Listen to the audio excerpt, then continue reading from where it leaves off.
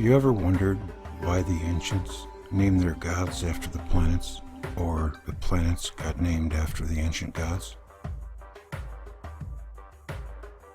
I've wondered many times, how is it that these things can be little specks in the night sky, but the ancients knew so much about them? Their myths sound wild on the very surface of it, and if you listen to one myth, none of it makes sense. But people that can make art like that cave in France, or build something as perfectly orientated to the north like the Great Pyramid, why would their stories be filled with nonsense? Everything about their myth makes sense when you put them all together, which inspired Immanuel Velikovsky and later David Talbot to do. And he has this fascinating theory called Saturn theory, and we explore it. For me, the more I learn, the more I keep coming back. And that's what we're getting into right now. We're exploring Saturn theory for our origin. A lot of it makes a lot of sense, and the thing that I like about it the most, it's as interesting as any subject, to put it mildly. So that's where we're headed. This time we're doing the Ev Cochran's version. You pick up something new every time.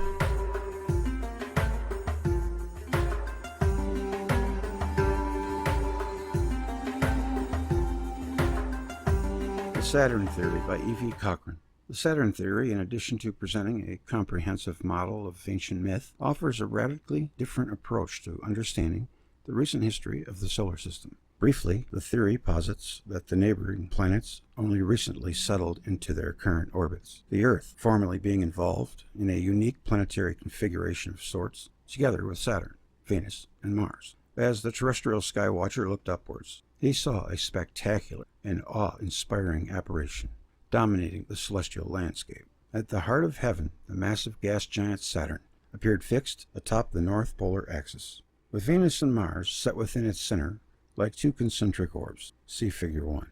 Where Venus is the green orb and Mars the innermost red orb. Kind of looks like one of those olives. I wonder if that's why they made it look like that. The olive, that is. It looks just like one, doesn't it?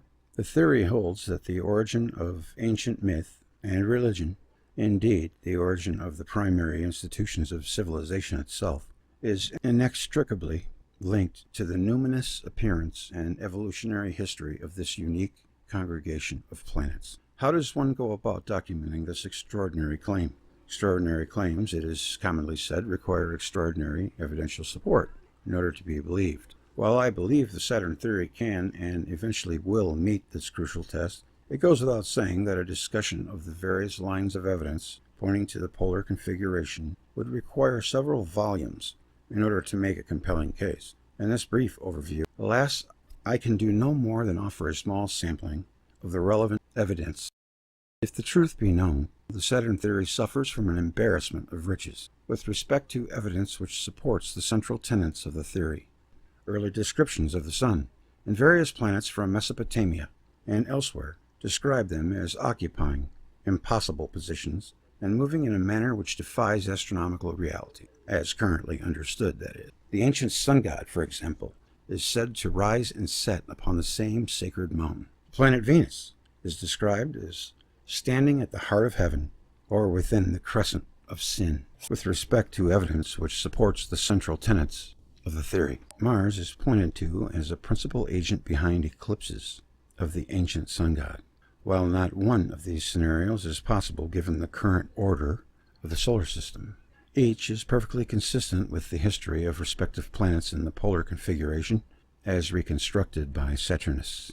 The testimony from ancient myth and folklore is equally unequivocal that the respective planets once moved on radically different orbits and rained catastrophe from the skies. Even if the message has been overlooked and ostracized by everyone except Velikovsky. Thus, numerous cultures tell of a time when different suns ruled the heavens. This belief was especially common in the New World.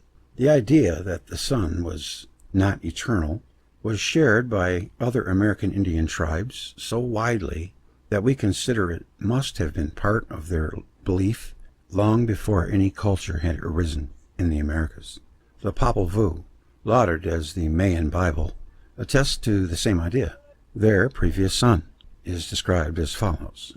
Like a man was the sun when it showed itself. It showed itself when it was born and remained fixed in the sky like a mirror. Certainly it was not the same sun which we see, it is said in their old tales. Equally widespread are traditions which report that a great monster once eclipsed the sun and brought the world to the brink of destruction. Countless cultures preserve memory of the terrifying time when Venus assumed a comet-like form. Spectacular conjunction of planets dominated the celestial landscape. Such traditions can be documented from one culture to another, and upon systematic analysis reveal numerous analogous structural details, a telltale sign that they were inspired by common experience of spectacular celestial events rather than creative imagination and fantasy. In addition to the remarkably detailed and consistent testimony from ancient myth and folklore, the artistic record likewise provides compelling evidence that the planets only recently moved on radically different orbits. Consider, for example, 3 images depicted in Figure 2 here, as I have documented. Such images are ubiquitous in the prehistoric rock art of every inhabited continent. Hitherto, they have been interpreted as drawings of the sun by virtually all leading authorities on ancient art and religion. This despite the fact that they do not have any obvious resemblance to the current solar orb. It is noteworthy that the ancient sun god was depicted in the very same manner by the earliest civilizations in Egypt and Mesopotamia. Shows an Akkadian seal in which the Shamash disk is represented as an eye-like object, as in the first image in Figure 2. Figure 4 shows the Shamash disk as an 8-pointed star or wheel. Figure 5 shows the Shamash disk as an 8-petaled flower. Numerous other variations upon these common themes could be provided, all impossible to reconcile with the appearance of the solar orb. That's Figure 4 and 5. It is at this point that the researcher is presented with a theoretical dilemma, the successful resolution of which promises to unlock the secret of our planet's extraordinary recent prehistory. If one elects to dismiss the specific and consistent imagery associated with these ancient solar images as the product of creative imagination, the typical approach of conventional art historians, one is also forced to dismiss the equally widespread testimony that different suns prevailed in ancient times. This approach has little to recommend it, for it involves nothing less than turning a deaf ear to the testimony of our ancestors, and in any case, which thus far has produced precious few insights into the origin of ancient symbolism and myth. Yet the alternative is equally unthinkable, for it involves accepting these endlessly reoccurring images as accurate drawings of the ancient sun, albeit one different in nature and appearance than the currently prevailing. As bizarre as this possibility appears at first glance, it does have much to recommend it. The ancient Babylonians were careful to distinguish Shamash from the current sun. It was this little-known datum which led Velikovsky to consider the possibility that Saturn formerly appeared more prominent, perhaps even serving as a sun-like body for the satellite Earth. Velikovsky's seminal insight, in turn, served as the theoretical foundation for the subsequent researches of Talbot, Cardona, Rose, Tressman, Neugrosch, and others, who offered further evidence for the basic claim that Saturn once dominated the heavens, a fact reflected in the otherwise puzzling prominence accorded this planet in the earliest pantheons. The Saturn theory receives additional support from the representation of the planet Venus in ancient art. A straightforward interpretation of the various images superimposed upon the solar disk in Figure 2 would understand the first as an eye, the second as an 8-spoked wheel or star, and the third as an 8-petaled flower. Now it is a remarkable fact that the planet Venus is consistently associated with these very forms, from one ancient culture to another. The ancient Sumerians, for example, represented Venus as Inanna, as an eye goddess, 8-pointed star, and 8-petaled flower or rosette.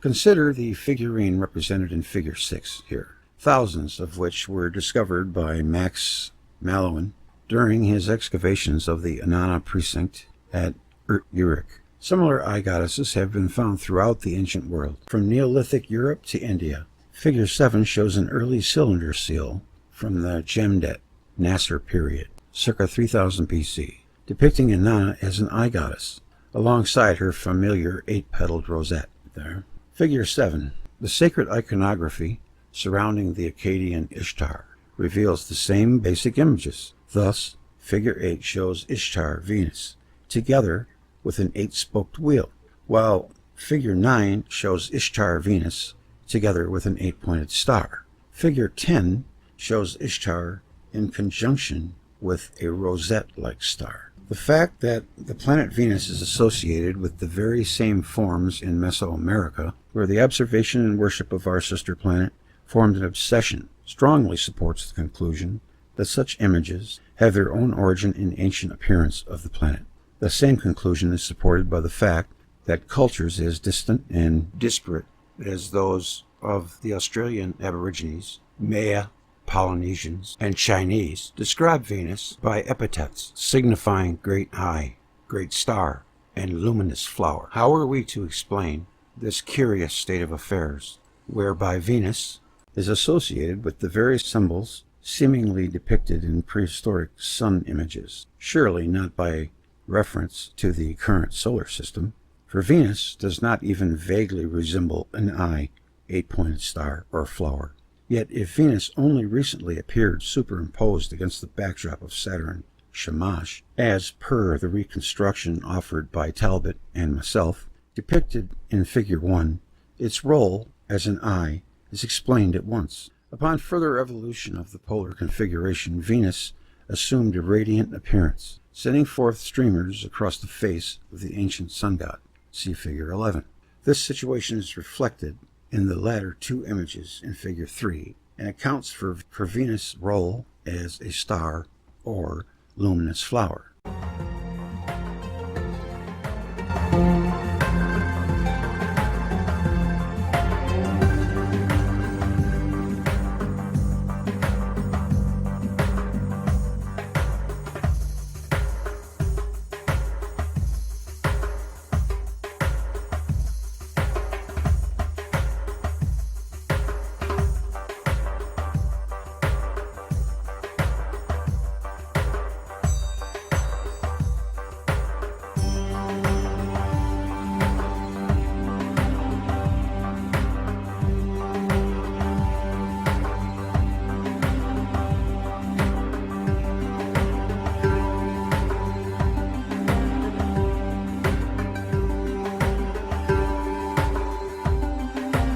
Planets in ancient lore. At the turn of the century, it was widely held that the most sacred traditions of the creation, deluge, golden age, dragon combat, etc., were nature myths describing the stereotypical behavior of the two primary celestial bodies. Typically, in allegorical or humoristic fashion, the Saturn theory offers a similar conclusion with the all-important proviso that the planets formerly dominated the celestial and intellectual horizons rather than the current sun and moon, that the earliest gods and mythical figures of the various cultures are celestial in nature, is easily shown.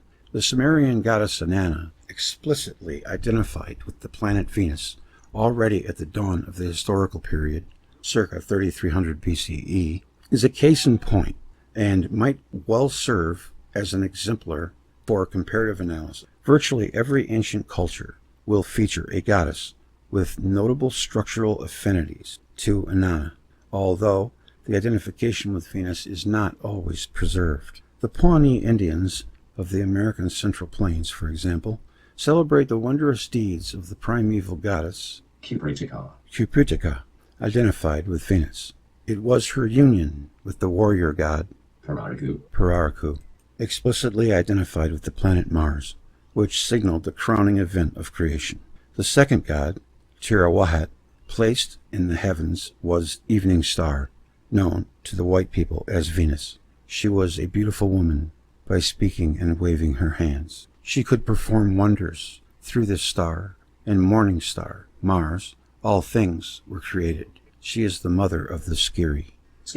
As the Pawnee traditions attest, the planet Mars played a prominent role in ancient myth and religion.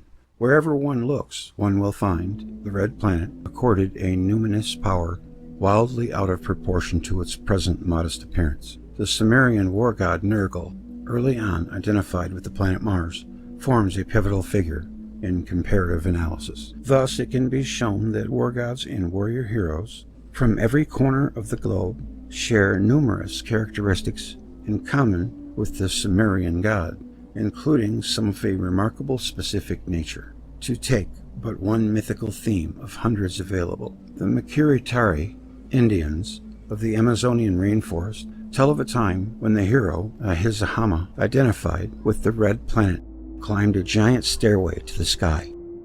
The fact that a very similar story was related of Nergal in ancient Mesopotamia suggests that the mythical theme originated in objective historical events involving the red planet. Yet, one looks in vain for a satisfactory explanation of this particular mythical theme given the current order of the solar system, wherein a celestial stairway is not to be found. Neolithic rock art, however, offers countless examples of stairway-like appendages descending from the ancient sun god, thereby complementing and helping to illuminate the universal myth of a luminous stairway spanning the heavens. See Figure 12.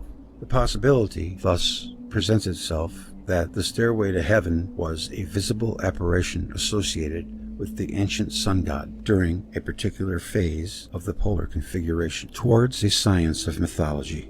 With the goal of developing a rigorous scientific methodology for the study of ancient myth, the Saturnists would offer a series of basic ground rules deemed to be essential if researchers are to discover the true significance and message of ancient mythical traditions. First and foremost, perhaps, is the general proposition that ancient myth constitutes an invaluable and generally trustworthy source for reconstructing a valid history of our solar system. Far from being a leap of faith, this fundamental finding of the Saturn theory derives from several decades of extensive research into ancient myth and can be demonstrated using normal methods of logic and evidence. A second basic tenet would emphasize the comparative method. Simply stated, no ancient myth or primary cultural institution is fully understandable in isolation. Egyptian myth, to take but one example, is incomprehensible apart from detailed analysis of analogous themes and motifs. From ancient Mesopotamia to the New World, both of which provide the indispensable link to early astronomical traditions, all but lost in Egypt itself. Horus's identification with the morning star and Mars offers a notable exception in this regard and forms a close analog to the Pawnee traditions surrounding the red planet. Hathor's identification with the Eye of Ra, for example, can only be understood by reference to the widespread idea whereby Venus once formed the central eye of the ancient sun god. Note further that Hathor's name, which signifies House of Horus, captures perfectly the essence of the relationship between Venus and Mars, as illustrated in Figure 1. The planet goddess Hathor Venus, as the Eye of Ra, literally housed the warrior Horus Mars. It is little wonder then, given the reconstruction offered here, that the Egyptian pyramid and coffin texts implore the dead king, as Horus, to ascend the numinous celestial ladder in order to join Ra and reign in the mansion of Hathor in the sky. I am Horus, give me the ladder which you gave to my father, so that I may ascend on it to the sky and escort Ra. The third basic tenet of the Saturn theory holds that ancient myth and ritual typically commemorate dramatic events witnessed by human beings. If myth constitutes a creative interpretation of the traumatic celestial events, in pseudo-historical terms, the flooding of the world, the warrior heroes consorting with a beautiful goddess, ritual, originated as a purposeful and remarkably fateful attempt to reenact the fateful events in question.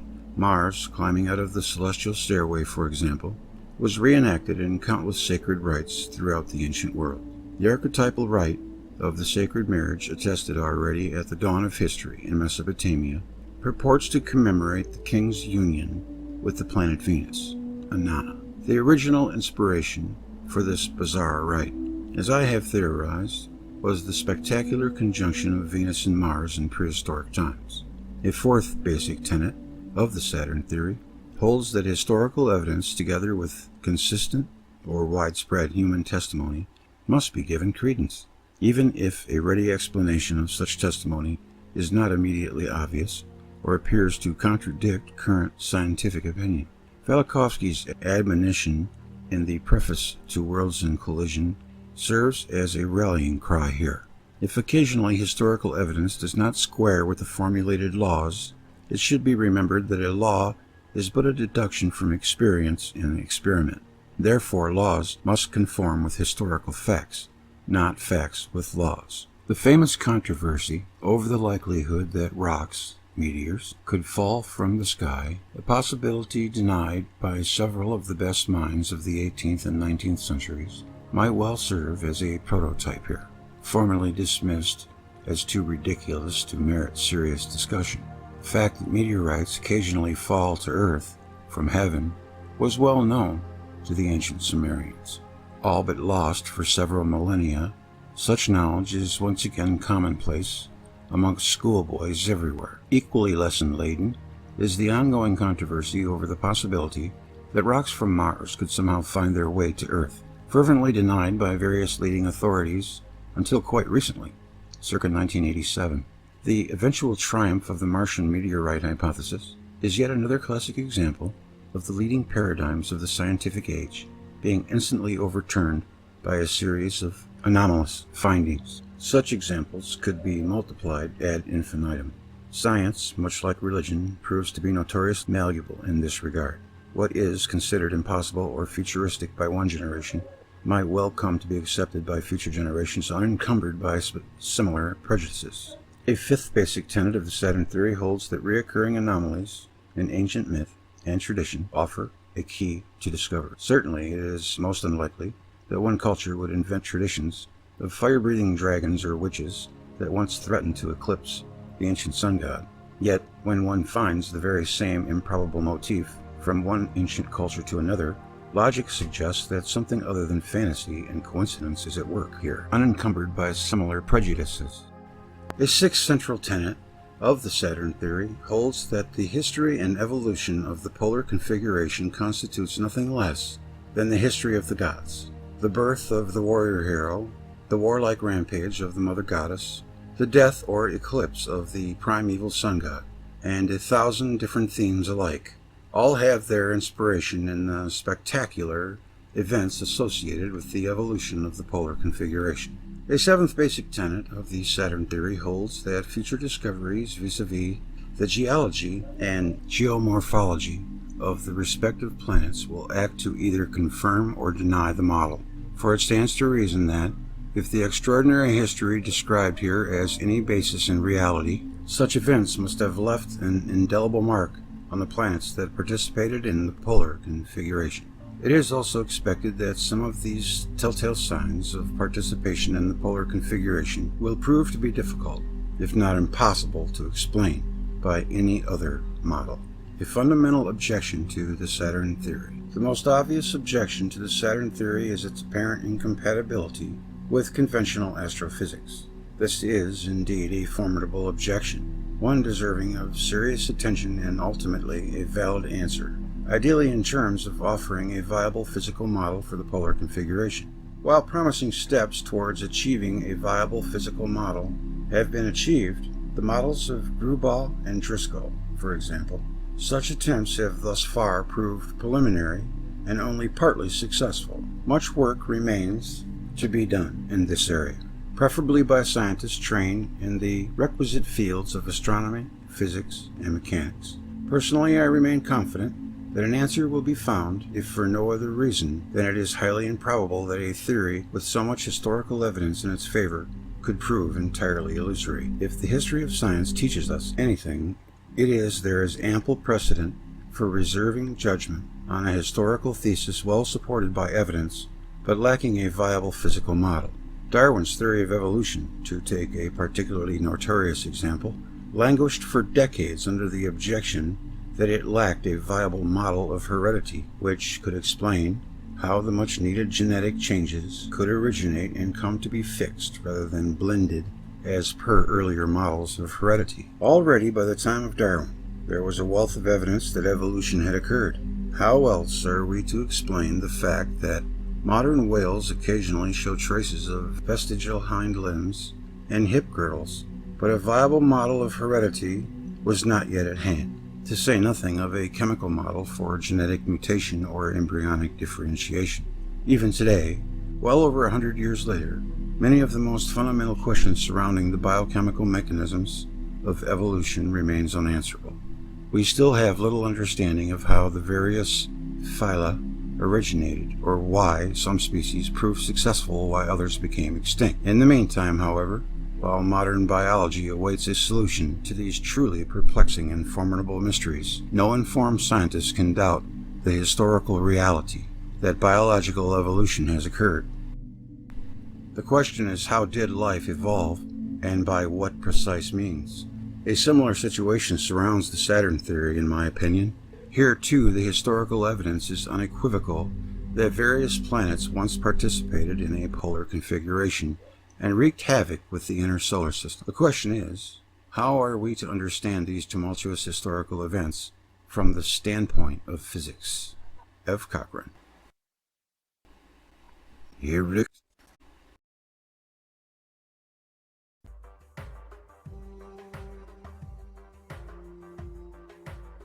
The one biggest hurdle for me is how could the ancients worship these bloodthirsty killers they gods when it would be a speck in the sky that takes 29 years to orbit the sun? As they say, that dog don't hunt. That is the biggest conundrum of all. And also all the worldwide iconography, and it's all still with us today. It's amazing how much Saturn is in our culture. Alright, that'll do it for me. Thank you for all of you that have donated, and please like, share, and comment on this video so more people can see it. Take care. I'll see you on down the road.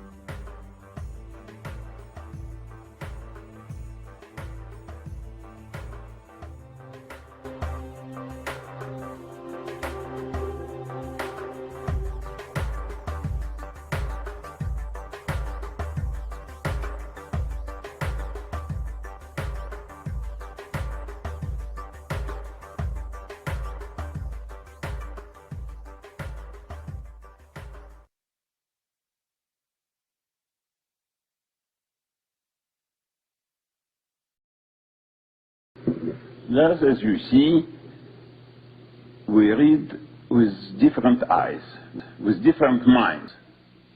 We are in a state of a victim of amnesia. Humankind is a victim of amnesia. And a victim of amnesia does not act responsibly.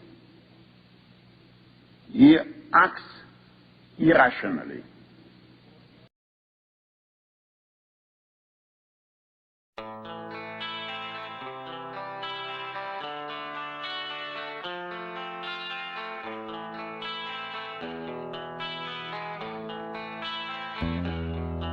There is a house in New Orleans they call the rising sun, and it's been a run of many poor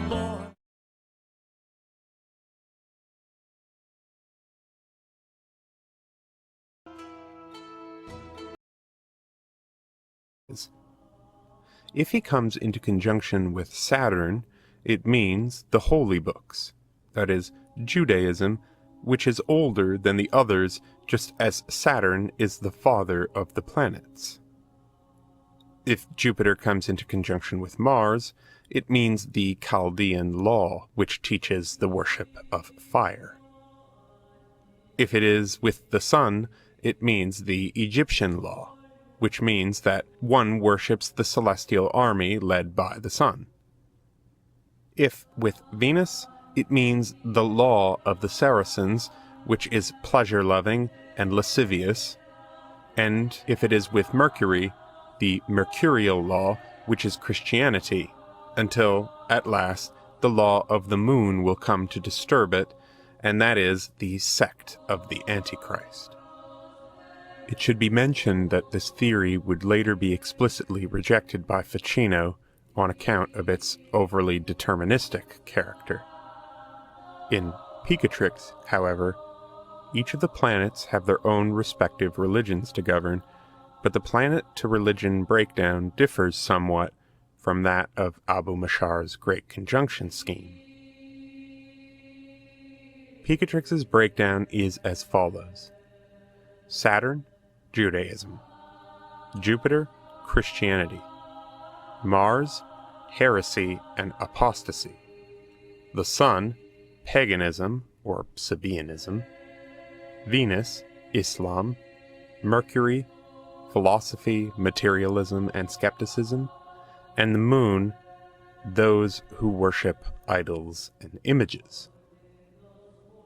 What the theory of great conjunctions and Picatrix do have in common, however, is the fundamental association between Saturn and the Jews.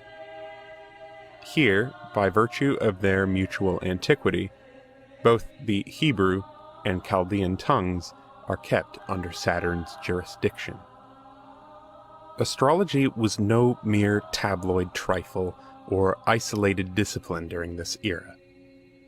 To use the words of Eugenio Garin, the Middle Ages were greatly concerned with, quote, astrology and religion, astrology and politics, astrology and propaganda, but also astrology and medicine, astrology and science, a philosophy of history, a conception of reality, a fatalistic naturalism, and an astral cult. Astrology was all these and more. End quote. What came to a head in the Italian Renaissance was the sheer volume of all these different astrological ideas, with all their internal contrasts and contradictions, building up to what Thomas Kuhn would describe as the crisis preceding the paradigm shift. And all this was happening precisely while the Studia Humanitatis began remapping these astral deities with imagery drawn up from the classics. One curious element of this fascination with astrology and culture was what Moshe Idel called the Saturnization of Judaism, and in turn the Judaization of Saturn. By the end of this process, in the late 15th and 16th centuries, even European Jewish Kabbalists like Yohanan Alamano, working from earlier Spanish or Sephardic sources, were expressing the astromagical link between ancient history, the land of Israel, Moses, the temple, the Torah, prophetic inspiration, the Sabbath, and esoteric knowledge with Saturn. I will read you a fairly extensive quote by Yohanan Alamano right here. This is from an untitled treatise on the Sephirot of Binah. And the third sphere, that of Saturn, is a supreme and noble one, higher than all the other planets, which is the reason that the ancient sages said about it that it generated all the other planets. And they say that Saturn is the true judge and the planet of Moses, peace be with him. The angel of Saturn is Michael, the great minister, so called because of his great power in divine matters, and he is the ministering angel of Israel. And the astrologers who have described Saturn say that it endows man with profound thought, law, and the spiritual sciences, the chokmot ruhaniot, prophecy, nevuah, sorcery, kishshuf, prognostication, and the shemitot and yovelot. The Jewish people and the Hebrew language and the temple are under its jurisdiction. Saturn's major conjunction is with Jupiter in the dominion of Pisces, and occurs to assist the nation and the Torah and its prophets. This planet endows the people with perfection in sciences and divine matters such as the Torah and its commandments, out of its sublimity because it is spiritual. It is concerned only with thought, understanding, and design, esoteric knowledge, and divine worship, and his Torah, and the Sabbath day is in its sway, because its nature causes material existence to cease, and all the operations that do not correspond to it are forbidden, because it corrupts and destroys all destructions.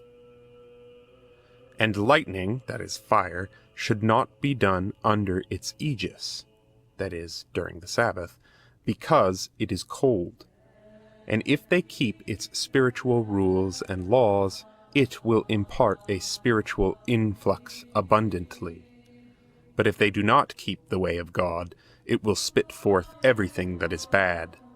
Prophecy will occur to fools and to babes in an insufficient manner, and to women and to melancholics, and to those possessed by an evil spirit, and maleficent demons that obliterate the limbs, and bad counsels and sorceries, and anxieties and erroneous beliefs. So Idel takes this passage to represent the Saturnization of Judaism as inspired by the writings of the Toledan rabbi Abraham ibn Ezra, whose dates are 1089 to 1164, but also to his circle of commentators. This he does on account of its numerous parallels with the passages that follow here, and it's quite possible that his description of the links between Saturn and Judaism were also shaped by an acquaintance with the Picatrix in one of its forms, whether directly or indirectly. So